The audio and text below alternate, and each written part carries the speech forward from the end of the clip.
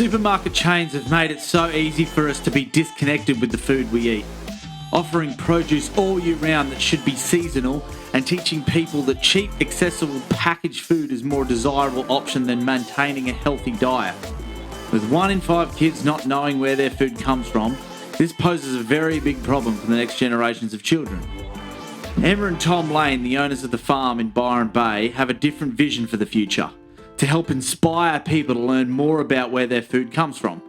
With their motto, grow, feed, educate, as the foundational values they live by, they aim to be a part of building a community around ethical and sustainable agriculture and to teach our kids the importance of regenerating and protecting our land for the years to come. Because you've both got pretty different backgrounds, like fashion and advertising, right?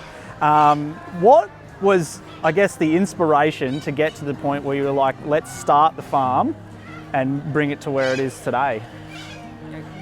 Well, okay, so I grew up in Sydney, but my folks have got a farm at a place called Braidwood, Right. 3 hours south.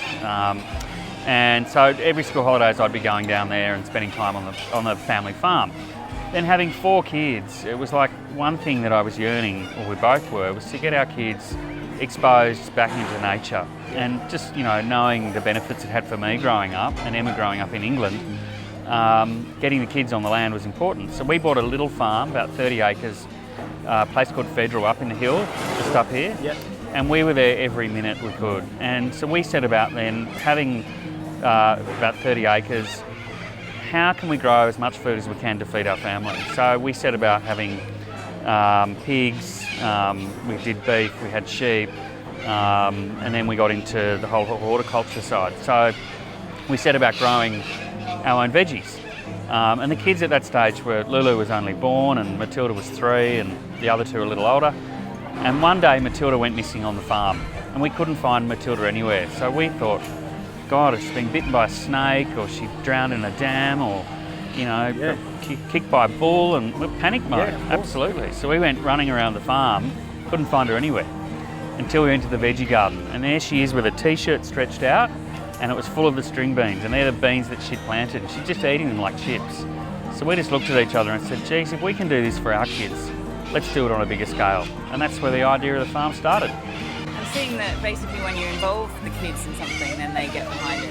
Yeah, 100%. So if you plant with them and they see the results, then they will absolutely eat more veggies, and that's the end goal. I guess I came from a bit more of a nutrition background as well. Yeah, right. So I studied a lot of nutrition, and having kids, you want them to be healthy and do the right thing. So I guess we were looking at growing our most nutritionally dense food that we could. We have limited food miles and all those elements that make it kind of sustainable and viable and nutritionally dense. So. Awesome.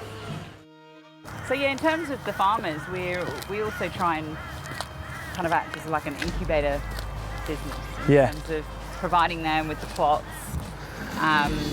the machinery, tractors and water, and then we basically work to support those farmers to grow for the restaurant. And they actually work with each other too. You know, so if one of them needs to go away for a few days and somebody will help in the other plot. So it really is very community driven in that way. We want everyone to walk through the door and it can't just walk out with one little spark of, I could go home and do that. You know, can I compost, or could I just grow herbs in a little pot?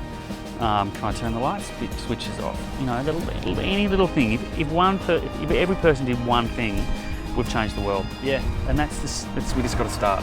Yeah. And buying local, so you support local farmers, buy seasonally.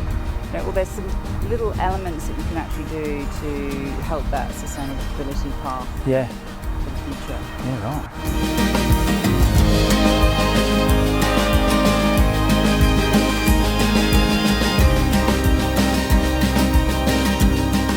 This is called Simpsons Creek. This is the head of Simpsons Creek. So this is the beginning of a creek that ends up in Brunswick Heads. So between here and the other end is pretty well mostly sort of cattle farms. And this would obviously run as a cattle farm. So what we've seen downstream of here, you can even see over there, see the erosion on the bank? Yeah.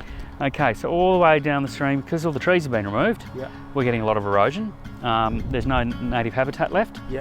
There's no biodiversity, and it's just cattle eating grass, and we're eroding the ecosystem. Yeah. So Emma and I took it upon ourselves with the help of Land Care and the Green Army. Yep. And in here we've planted about 2,500 to 3,000 native trees, and bringing back amazing amounts of biodiversity. There's fish, there's eels, there's bird life, and these trees are only... And a lot of whippersnipping. Oh yeah, we've got the lovely Jodie who works for us full time, Yeah. and that's her passion, is really to look after the 2 areas. We've got about 7,000 trees in total we've put in. And then one day this is going to look like that. Right. And this is just going to be a beautiful habitat. Yeah. So we're sequestering carbon, putting it back into the ground, and building habitat. We went to every landholder between here and the end and said, let's all do it together. We're it. Right. But you got to start. So hopefully that they'll see what we've done, and we'll do a whole documentary on this one day. Yeah. To say, look, that's only a couple of acres in there, Yeah. but we can make a difference. You do guided tours pretty regularly? Yeah, we do guided tours. We also obviously do the kids. Yeah. We do a lot of workshops. Yes. Not only for kids but for adults. Yeah. So I think this weekend there's a bee workshop. Pastured pigs, pastured eggs, biodynamics. New desire, growing your own, making your own moisturisers. For everything of how you can live a better way for the future of the planet. And that's it. And that's the thing that you really want to. That's your vision for the future. You want to try and impact as many people this way and try and spread this. It's the ripple effect. We always started from the beginning. Is we don't know where the end will be, but as long as we can make a difference on the way, we're one step forward. Yeah, awesome. and maybe give someone a little seed of an idea that they could do at home. Yeah, exactly. And a real seed. And a real seed. And go home and plant one. Yeah. I was at I don't know if you ever heard of Desert Trip Festival.